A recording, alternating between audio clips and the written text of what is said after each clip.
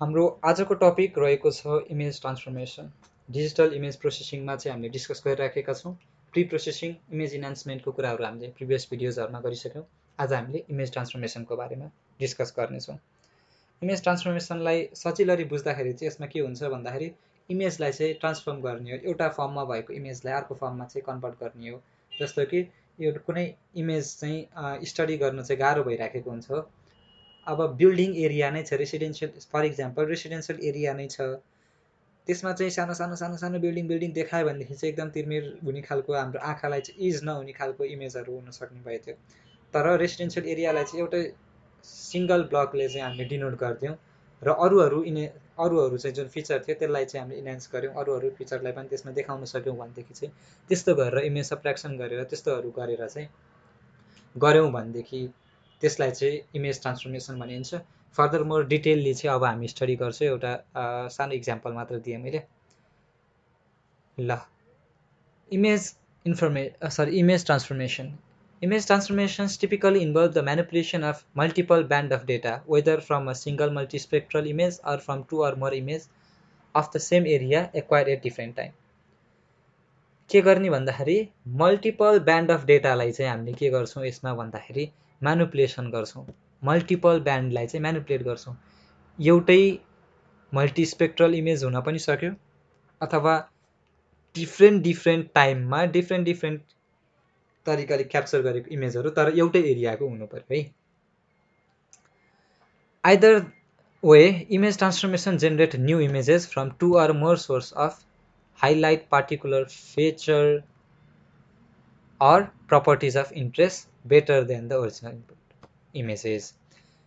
मुख्य उद्देश्य भनेको चाहिँ के हो भन्दा हाइलाइट गर्ने हो, जुन हाम्रो मुख्य इन्ट्रेस्ट छ, जेमा हाम्रो जुन चाहिँ टार्गेट छ, त्यो टार्गेट इमेजलाई, टार्गेटको चाहिँ जुन फिचर छ त्यो टार्गेट फिचरलाई चाहिँ सजिलरी बेटर अन्डरस्ट्यान्ड गर्नको लागि चाहिँ, बेटर चाहिँ त्यसको चाहिँ डिस्प्ले गर्नको लागि चाहिँ दुईटा अथवा दुईटा भन्दा बढी इमेजहरूलाई के गर्ने भन्दाखेरि म्यानुपुलेसन गर्ने, दुईटा भन्दा दुईटा चाहिँ ब्यान्ड अफ डेटालाई चाहिँ के गर्ने म्यानुपुलेट गर्नु भनेकै इमेज ट्रान्सफर्मेसन हो।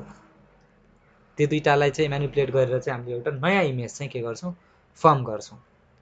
Basic image transformation apply simple arithmetic operation to image data. Image subtraction is often used to identify changes that occurred between the image collected on the different data times अथवा date and times.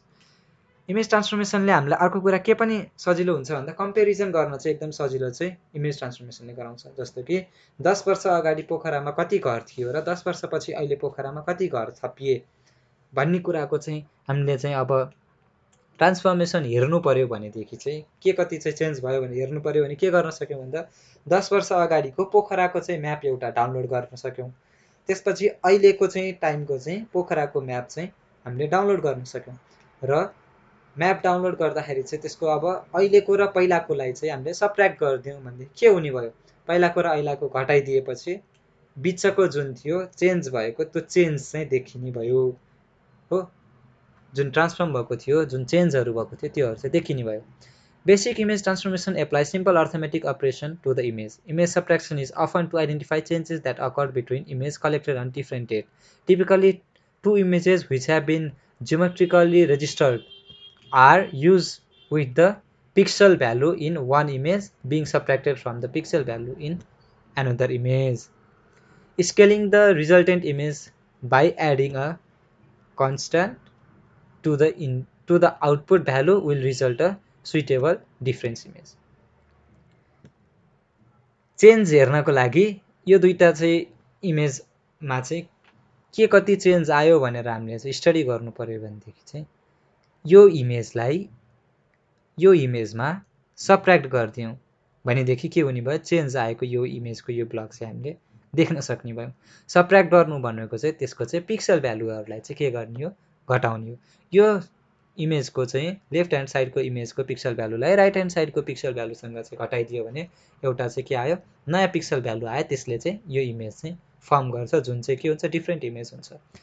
In such an image area where there been little or no change between the original image will have resultant brightness value around 127। अब यहाँ चाहिँ के भन्यो भन्दा हामीले चाहिँ constant चाहिँ एड गऱ्यौँ, यसमा चाहिँ सबट्र्याक्ट गऱ्यौँ र कन्स्ट्यान्ट एड गऱ्यौँ, त्यो भनेको 127 कन्स्ट्यान्ट एड गऱ्यौँ, जुन चाहिँ यो बाहिरको जुन एरिया छ जसमा चाहिँ चेन्ज भएको छैन त्यसको भ्यालु चाहिँ भनेको त्यही 127 यहाँ चाहिँ इन दिस केस भनेको छ, यो केसमा 127 गरेको छ होइन। त्यही रेन्जको चाहिँ त्यही नै चाहिँ के हुनुभयो भन्दाखेरि यहाँ जोड पनि भएन घट्दा पनि घटेन भनेदेखि त त्यही रेन्जको चाहिँ त्यहाँ हुने भयो। त्यसले गर्दाखेरि हामीले चाहिँ के पनि थाहा पाउने भयौँ भन्दा त्यो ठाउँमा चाहिँ चेन्ज भएको रहेछ, यसमा मात्रै चेन्ज भएको रहेछ भन्ने कुरा चाहिँ थाहा पाउने भयौँ। र यदि चाहिँ त्यो भ्यालु चाहिँ चेन्ज भयो भनेदेखि चाहिँ अब भ्यालु चाहिँ ठुलो भयो अथवा सानो भयो भनेदेखि चाहिँ त्यसमा चाहिँ चेन्ज भएको रहेछ डिरेक्सन चाहिँ, अब यसबाट यसमा चाहिँ बढेको भएदेखि चाहिँ यसमा चाहिँ के हुने भयो भन्दा भ्यालु चेन्ज हुने भयो पोजिटिभतिर, घटेको भएदेखि नेगेटिभतिर जाने भयो, ब्राइट हुने हो कि डार्क हुने हो कि त्यो चाहिँ डिरेक्सन अफ चेन्जले चाहिँ हामीलाई के हुने भयो थाहा दिने भयो। This type of image transformation can be use for mapping changes in urban development around cities and for identifying areas where deforestation is occur. हो, डिफोरेस्टेसन चाहिँ कति अकर भएको छ भनेर आइडेन्टिफाई गर्न चाहिँ सकिने भयो, अथवा सिटीहरू प्लान गर्नको लागि सकिने भयो। हामीले अस्तिको इमेजमा हेरेको थियौँ डिफोरेस्टेसनको चाहिँ सेटेलाइटको चाहिँ हाम्रो युजेसमा चाहिँ डिफोरेस्टेसन मोनिटरिङ गर्ने कुराहरू चाहिँ हामीले हेरेको थियौँ, त्यो चाहिँ डिफ्रेन्सहरू यसले चाहिँ जुन इमेज ट्रान्सफर्मेसन छ यसले चाहिँ सजिलरी चाहिँ हामीलाई बताउन सक्ने भयो। Image division or spectral ratioing is one of the most common transformation applied to the data. एउटा भनेको सुरुको हामीले चाहिँ हेरौँ है, इमेज ट्रान्सफर्मेसनको मेथडहरूमा एउटा चाहिँ हामीले के गर्यौँ इमेज सबट्र्याक्सन अथवा अर्थमेटिक अपरेसन भनौँ न, सिम्पल अर्थमेटिक अपरेसन जसमा एडिसन सबट्र्याक्सनहरू हुने भयो, तर हामीले विशेष गरेर चाहिँ के युज गर्छौँ सबट्र्याक्सनलाई चाहिँ युज गर्छौँ, अपरेसनमा चाहिँ सबट्र्याक्सनवाला चाहिँ युज गर्छौँ के गर्न चेन्जहरू चाहिँ थाहा पाउनको लागि, एउटै एरियाको डिफ्रेन्ट टाइम इन्टरभलमा भएको चेन्जहरू थाहा पाउनको लागि। अर्को भनेको चाहिँ के गर्न सकियो भन्दा इमेज डिभिजन अथवा यसलाई के पनि भनिन्छ भन्दाखेरि स्पेक्ट्रल रेसियोइङ, यो भनेको स्पेक्ट्रल एसपिइसिटिआरएल स्पेक्ट्रल रेसियोइङ पनि भन्ने भयो। वान अफ द कमन जुन चाहिँ ट्रान्सफर्मेसनको लागि युज गरिन्छ। Image ratioing serve to highlight subtle variation in the spectral response of various surface cover. By ratioing the data from two different spectral bands, the resultant image enhances variation in slope of the spectral reflectance curve between the two different spectral ranges that may otherwise be masked by the pixel brightness variation in each of the band.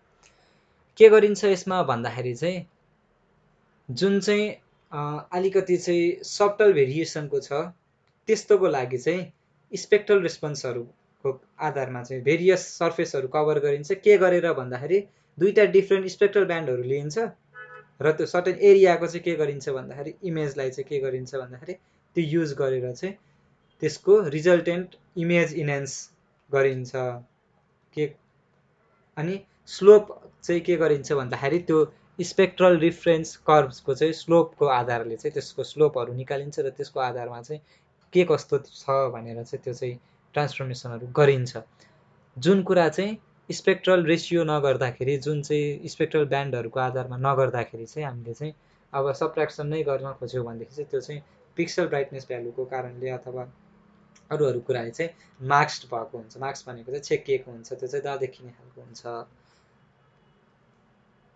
The following example illustrate भन्ने example दिएको छ। Healthy vegetation reflect strongly in near infrared portion of the spectrum while observing strongly the visual red.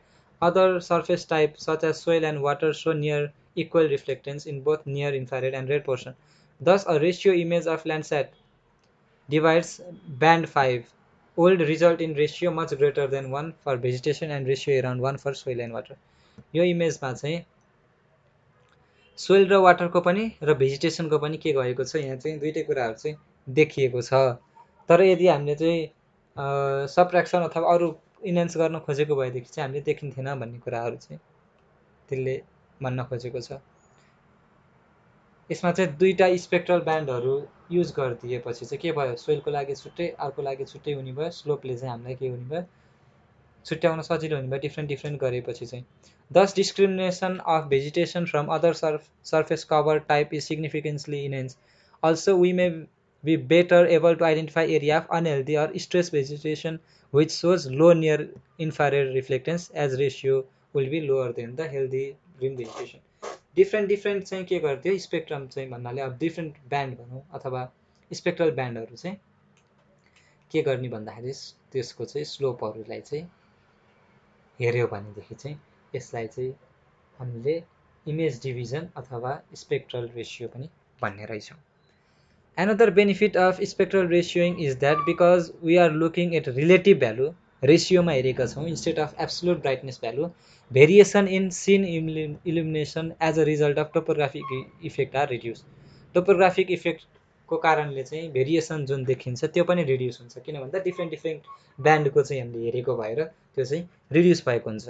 Although the absolute reflectance of forest covered slope may be depending on their orientation relative to the sun illumination, and the ratio of their reflectance between the two bands should always be very similar.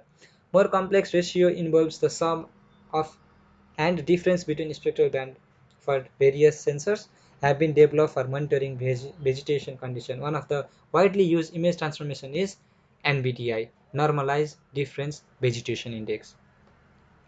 Different ब्यान्डहरू use गरेर हामीले चाहिँ के गर्न पनि सक्छौँ भन्दाखेरि भेजिटेसनहरूलाई चाहिँ मोनिटरिङ गर्न सक्छौँ. त्यसको लागि चाहिँ एनबिडिआई भनेको चाहिँ नर्मलाइज डिफरेन्स भेजिटेसन इन्डेक्स भनेको चाहिँ मेनली चाहिँ युज हुने इमेज ट्रान्सफर्मेसनको एउटा चाहिँ के हो भन्दा वाइडली युज हुने इमेज ट्रान्सफर्मेसन हो which is use to monitor vegetation condition on continental and global scale using advance very high resolution radiometer है. सेटेलाइटबाट नै advance very high resolution radiometer use गरेर सर्टेन एरियाको अथवा ग्लोबल स्केलमा नै भेजिटेसनहरूलाई चाहिँ प्लान्टहरूलाई भेजिटेसनहरूलाई चाहिँ मोनिटर गर्ने चाहिँ एउटा वाइडली युज हुने इमेज ट्रान्सफर्मेसन भनेको चाहिँ नर्मलाइज डिफरेन्स भेजिटेसन इन्डेक्स एनबिडिआई हो.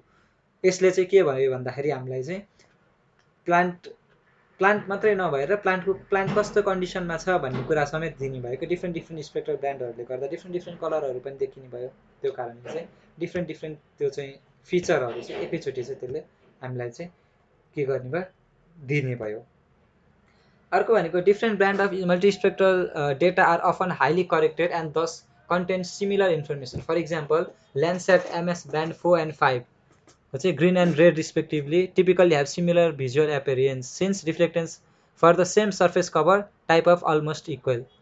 Image information technique based on the complex processing of the statistical characteristics of multi-band data set can be used to reduce this data redundancy and correlation between the band. अब के पनि गर्न सकिन्छ